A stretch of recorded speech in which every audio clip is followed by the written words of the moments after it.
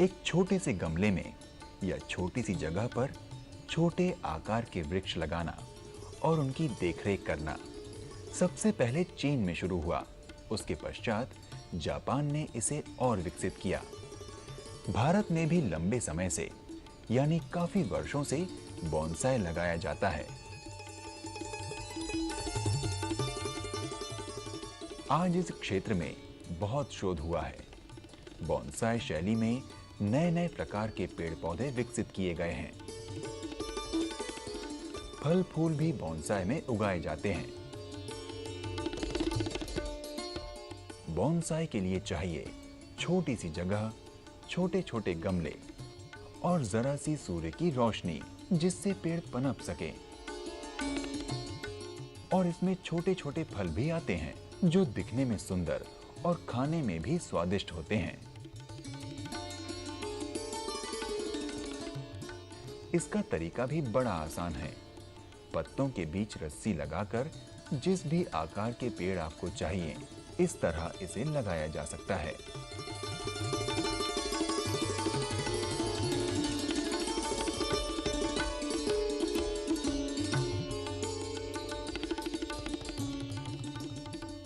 इसकी देखरेख में हमें काफी ध्यान देना पड़ता है। जिस तरह हम छोटे बच्चे का पालन पोषण करते हैं उसी तरह बोनसाई के पेड़ों की भी देखभाल करनी पड़ती है। सजावट के रूप में तो ये सब का मन मोह लेते हैं।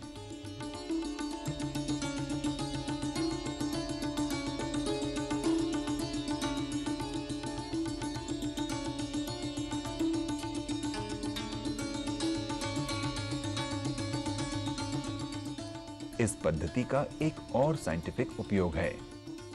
हमारे जिन पेड़ों की और फल फूलों की प्रजातियां नष्ट हो रही हैं, उन्हें सुरक्षित रखने का भी एक तरीका है बोनसाई। आदाब नाजरीन, रंग तरंग में आप सभी का खैर मकदम है। आप सभी को जश्न आज़ादी बहुत बहुत मुबारक हो। हिंदुस्तान ने एक लंबा सफ़र तय किया है अपनी आज़ादी को हासिल करने के लिए। हज़ारों लाखों लोगों ने कुर्बानियाँ दी हैं, कभी जान की, कभी जद्दोजहद की, कभी वक्त की, और हमें आज इस मकाम पर लाकर खड़ा किया है जहाँ हम आज़ाद हिंदुस्तान में सांस ले रहे हैं। तो रंग तरंग में आज हम जश्न मनाएंगे मिलकर उसी जज्बे का, उसी कुर्बानी का, और साथ ही साथ खिराज अकीदत पेश करेंगे, सलाम करेंगे आज़ादी के मतवालों को, और साथ में आप और हम मिलकर ये अहद भी करेंगे कि हमें हिंदुस्तान को आगे बढ़ाना है, दुनिया के नक्शे पर इसका परचम और भी बुलंद करना है। जश्न आज़ादी हम और आप मिलकर मना रहे हैं, लेकिन साथ ही साथ जश्न आज़ादी का मकसद ये भी है कि हिंदुस्तान के फ़नून, यहाँ की दस्तकारी, यहाँ की कारीगरी पूरी दुनिया में पहचानी जाए, और इस कारीगरी और फ़नून से जुड़े फ़नकारों को भी हौसला अफजाई मिले, साथ ही साथ उनके काम की तारीफ़ हो। तो वर्ल्ड हैंडलूम डे पर एक ख़ास एग्ज़िबिशन मुनक़्क़िद की गई जहाँ पर आपको नज़र आएंगे रंग हिंदुस्तान की बेशकीमती रिवायत के। यहाँ खाने पीने से लेकर बहुत सी ऐसी मसनूआत थीं जिनमें अलग अलग रियासतों के रंग बेहद नुमाया थे।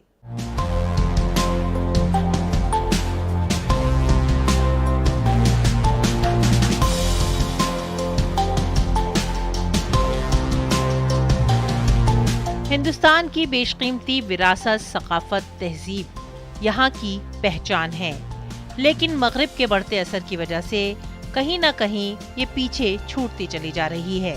ऐसे में कुछ नौजवानों ने फैसला किया कि वो अपने खूबसूरत पोशाकों को, कपड़ों को एक नया रंग देंगे, जदीद तर्ज पर इन्हें ट्रेंड करेंगे और फैशन की दुनिया में नाम रोशन करेंगे हिंदुस्तान का।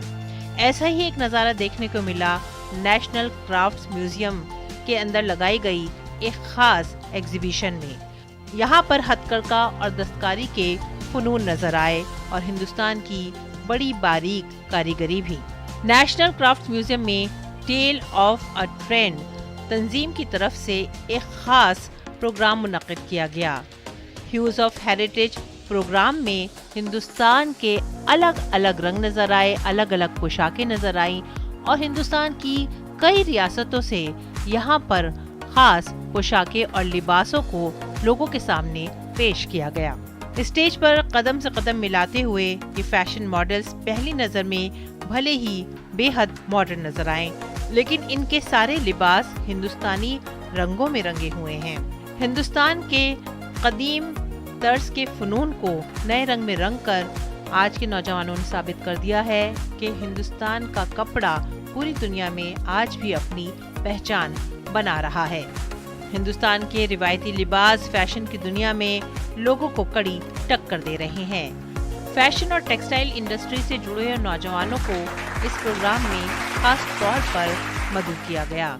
टेल ऑफ अ ट्रेंड तंजीम की डायरेक्टर महक गुलाटी ने बताया कि इस प्रोग्राम के जरिए उनका मकसद है कि हिंदुस्तानी अपनी हिम्मत और अपने हौसले को पूरी दुनिया के सामने पेश करें और एक बार फिर से खोई हुई कपड़े की सिनत को जिंदा करें। हमारा पर्पस ये है, हमें यूथ को एजुकेट करना है हमारे हेरिटेज आर्ट्स एंड क्राफ्ट्स के बारे में। हर कोई जो होता है वो साड़ी पहनने में इंटरेस्टेड नहीं होता है, तो हमने क्या किया, उन्हीं कपड़ों को कंटेम्प्रेरी आउटफिट्स बना दिए। अब यूथ और बच्चे जो भी हैं उनको भी अच्छा लगता है पहनना, तो इस तरह से क्या हम उनको पहना भी रहे हैं और उनको एजुकेट भी कर रहे हैं सारे टेक्सटाइल्स के बारे में। इस प्रोग्राम में एक खास मुसफ्फरी की एग्जीबिशन का भी इनेकाद किया गया, जिसमें स्कूली बच्चों ने अपने फन के जौहर दिखाए। स्कूली बच्चों की ये मेहनत बेहद खूबसूरत थी और इन्होंने अपने नन्हे नन्हे हाथों से कई रंग बिखेरे। कैनवस पर एक्रिलिक पेंटिंग के जरिए रविंद्रनाथ टैगोर का बेहद खूबसूरत चित्र भी बनाया गया।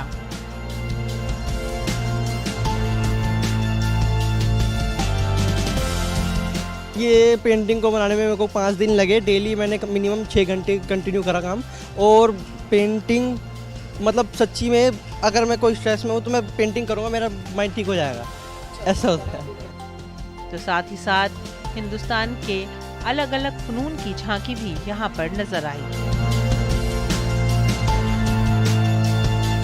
इस प्रोग्राम में ब्लॉक पेंटिंग से सजी सुंदर साड़ियाँ थीं, तो साथ ही साथ हैंड पेंटिंग की साड़ियाँ और कई मलबूसात भी यहाँ पर नजर आए।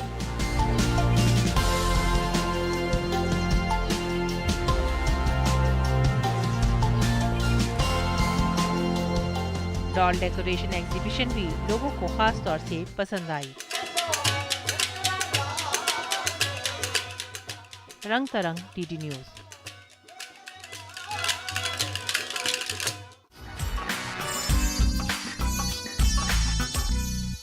राजधानी दिल्ली का दिल है इंडिया गेट, और इंडिया गेट पर आजकल कर्तव्य पथ सजा हुआ है रंगारंग प्रोग्रामों से।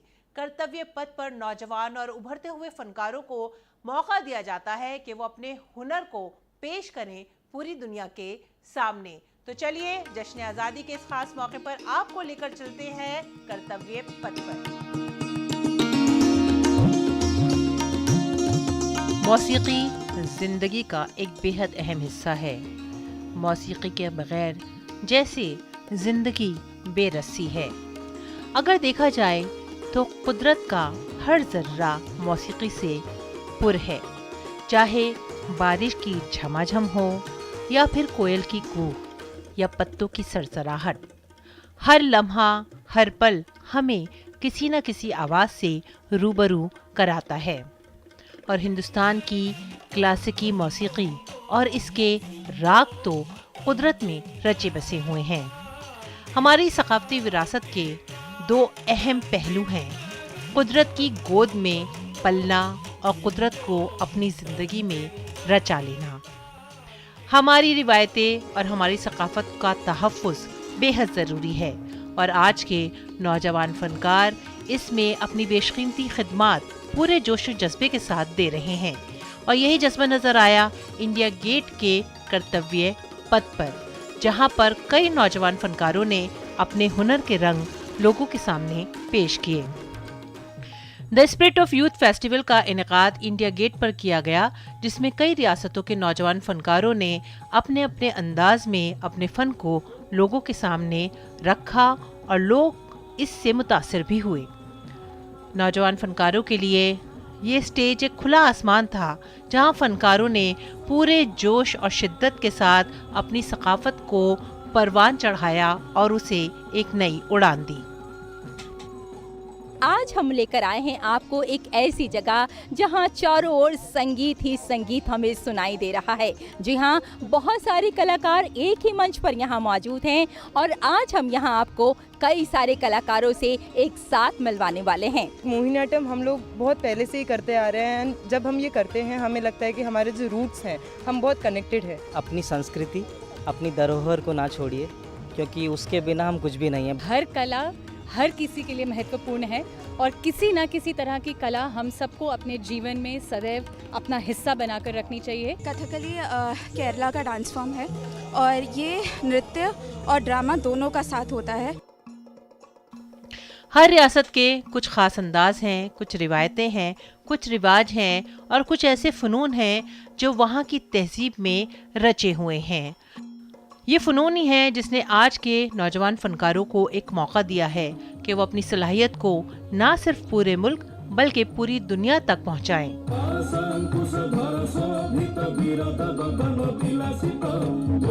ताकि भारत की आन बान शान और भी ज्यादा निखरे और भी ज्यादा रोशन हो।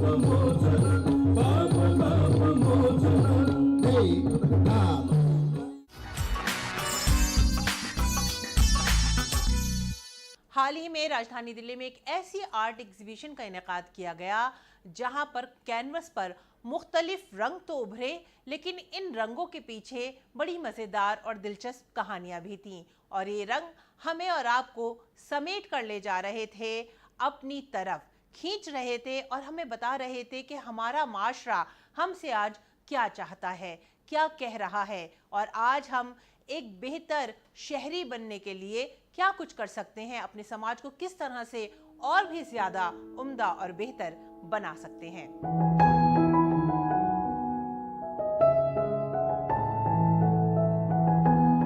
एक धागे में पिरोई जाती है माला और अलग अलग मोतियों को पिरोकर जो माला बनती है वो है हमारा मुल्क, जिसमें अलग अलग रंगों के मोती हैं और इनकी छटा, इनकी रोशनी, इनकी जिया देखते ही बनती है। एक ऐसी खास आर्ट एग्जीबिशन का इनेकाद किया गया दिल्ली के हैबिटेट सेंटर में, जहां भास्कर सिंधा ने अपने फन के रंगों के जरिए लोगों के सामने ऐसे फन पारे पेश किए जिसे देखकर सुकून का एहसास हुआ।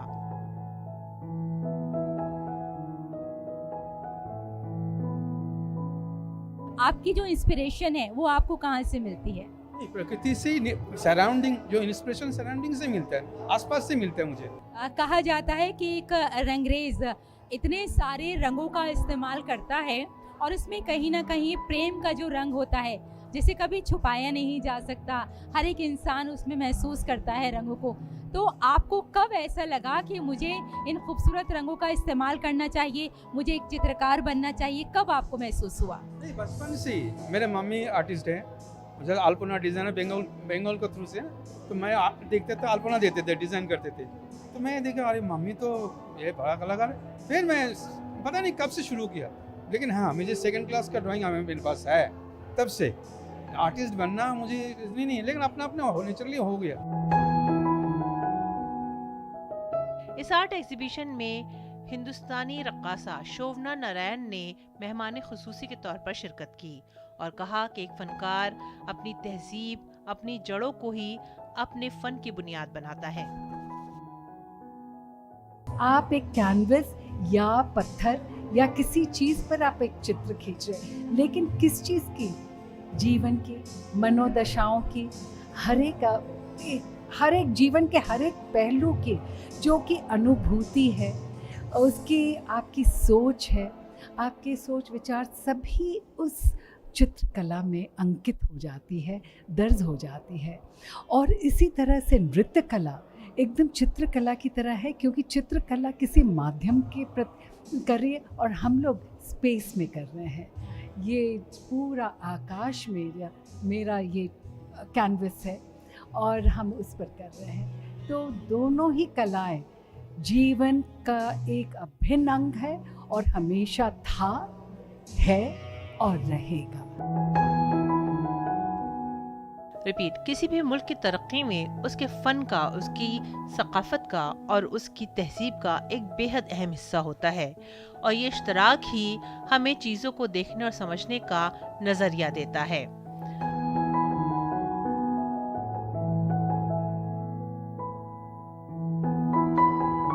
भास्कर जी ने बहुत ही खूबसूरत तरीके से जो हमारे रोज़ की ज़िंदगी है उसमें से एक ब्रेक दिया है और हमें वाकई ही पीस शब्द का मतलब समझ आता है। उनका आर्ट फॉर्म भी बहुत खूबसूरत है। एक फनकार जब अपने फ़न के मैदान में काबिलियत से आगे बढ़ता है, बुलंदियां छूता है, तो उसके फ़न के साथ साथ उसके मुल्क के रंग भी लोगों तक पहुंचते हैं। लाल, पीला, हरा, गुलाबी, हर रंग हमसे कुछ कहना चाहता है और जब भी हम रंगों की बात करते हैं तब हमें एक ऐसा संसार नजर आता है जहां प्रेम ही प्रेम होता है। और यकीन मानिए, एक चित्रकार अपनी सोच से और अपने रंगों के माध्यम से हमें एक ऐसा खुला आसमान देता है जहां एक नई सोच का आगाज होता है। हर रंग में जो रम जाए, जिसका रंग कभी न जाए, प्रेम का रंग वही कहलाए। एक ही रंग में रंगे दोनों, क्या मीरा क्या राधा, प्रीत का रंग इतना गहरा, उतना न जीवन सारा।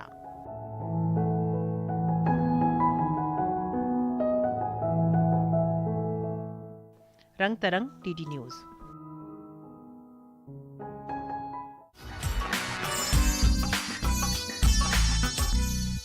रंग तरंग में और क्या रहा इस बार खास, आइए जानते हैं आपके साथ।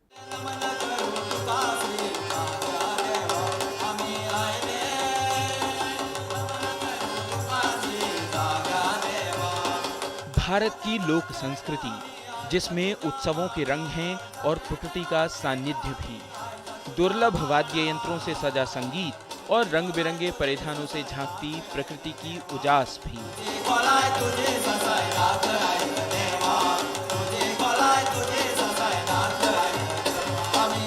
संगीत नाटक अकादमी, संस्कृति विभाग, नाट्य अकादमी नई दिल्ली और संस्कृति विभाग मध्य प्रदेश शासन द्वारा पिछले दिनों उत्कर्ष लोक उत्सव मनाया गया।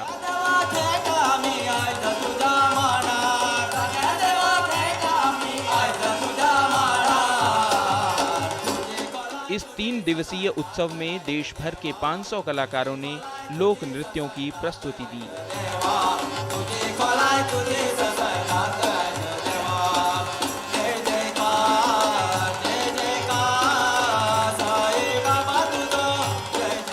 भारत के विभिन्न राज्यों के लोक एवं जनजातीय कलाकारों की सामूहिक नृत्यों से सजा था यह कार्यक्रम।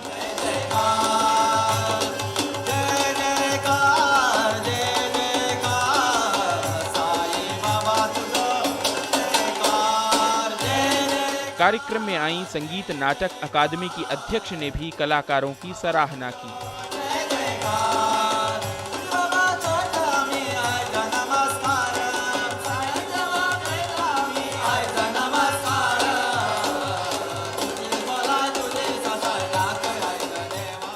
समर्थ भारत का निर्माण कैसे हो, इसलिए ये जनजाति एवं लोक नृत्य, लोक संगीत, लोक कला और लोक परंपरा का ये राष्ट्रीय महोत्सव हम जो आयोजित कर रहे हैं।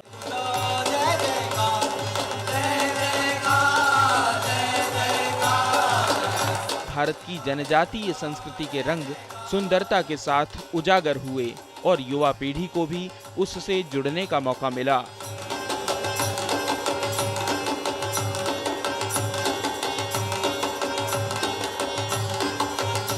रंग तरंग के लिए भोपाल से दीपक जैन की रिपोर्ट।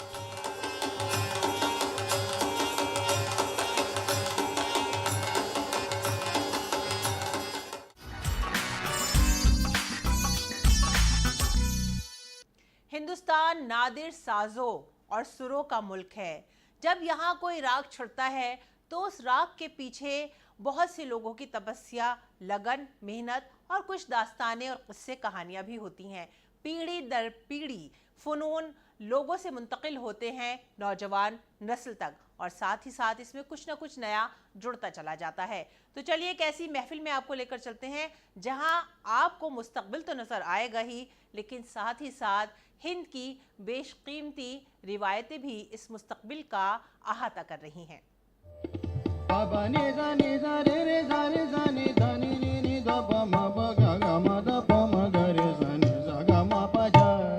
मुल्क की सकाफत और यहाँ की तहजीब को नौजवान नस्ल तक पहुँचाने का जिम्मा लिया है संस्कार भारती तंजीम ने, जो एक लंबे अरसे से हिंदुस्तानी फ़नून को फ़रोग़ देती आ रही है। हाल ही में संस्कार भारती की जानिब से एक सकाफती प्रोग्राम का इनेकाद हुआ, जिसमें फ़नकारों ने अपने हुनर और हौसले से सभी का दिल जीत लिया।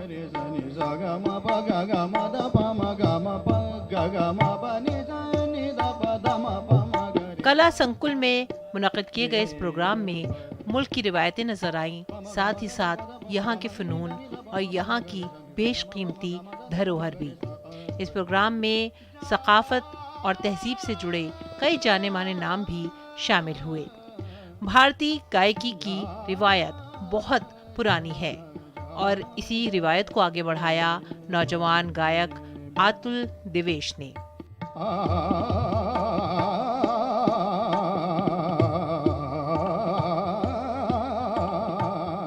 जिन्होंने अपने हुनर से समा बांध दिया और कदरदानों के लिए ये शाम यादगार बना दी। क्लासिकी गायकी में आज हमारे नौजवान अपनी तपस्या से नए रंग भर रहे हैं और अतुल इसी हुनरमंद पीढ़ी की नुमाइंदगी करते हैं।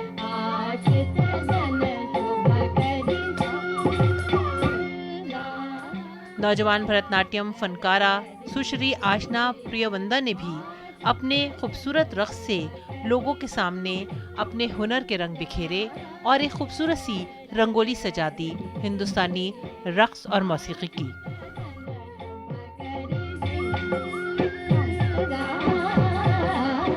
फन किसी ज़ात, उम्र या सरहद का मोहताज नहीं होता और कथक रक़्स की विरासत तो नौजवानों के हाथों में बेहद फल फूल रही है। इस बगिया में नए नए फूल खिल रहे हैं। कथक फनकारा सागर विश्वकर्मा की पेशकश ने ये साबित कर दिया कि कथक आज भी लोगों के दिलों में वही जगह बनाता है जो इतने अरसे से इसने बनाई थी। कथा कही जाती है इस रक़्स के जरिए, इसीलिए इसका नाम है कथक। इन नौजवान फनकारों ने इस प्रोग्राम से जुड़ने पर अपनी खुशी का भी इजहार किया।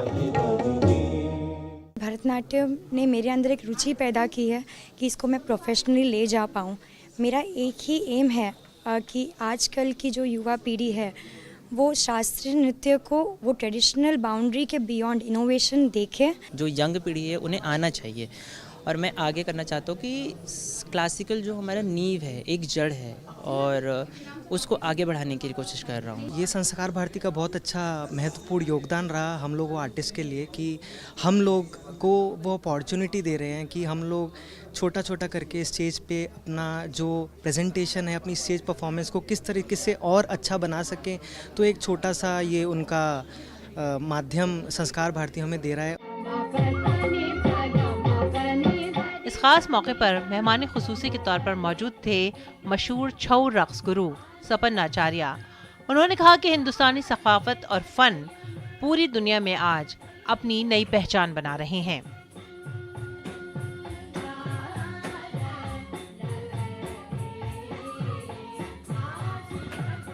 छऊ भारत की धरोहर है, अमूल्य धरोहर की सूची में यूनेस्को में उसका नाम आ गया 2010 में। यूनेस्को ने माना है कि छऊ भी भारत का धरोहर है। तुम किट किट तक तुम नम किट तक हंस वाहिनी नम किट तक नम किट तक रूप। एक तरफ ऐसे फनकार जिनका हुनर अपने आप में बुलंद तरीन है और साथ ही साथ खूबसूरत सुर साज और मौसीकी की रंगोली, समा अपने आप में ही खास और यादगार। नौजवान सलाहियतों को अपने मुल्क की विरासत जोड़ने की ये पहल बेहद कामयाब रही। इस प्रोग्राम का जोश और जज्बा देखते ही बनता था और इस प्रोग्राम ने ये साबित कर दिया कि हमारे मुल्क का मुस्तकबिल हमारे नौजवानों के हाथ में ताबनाक है।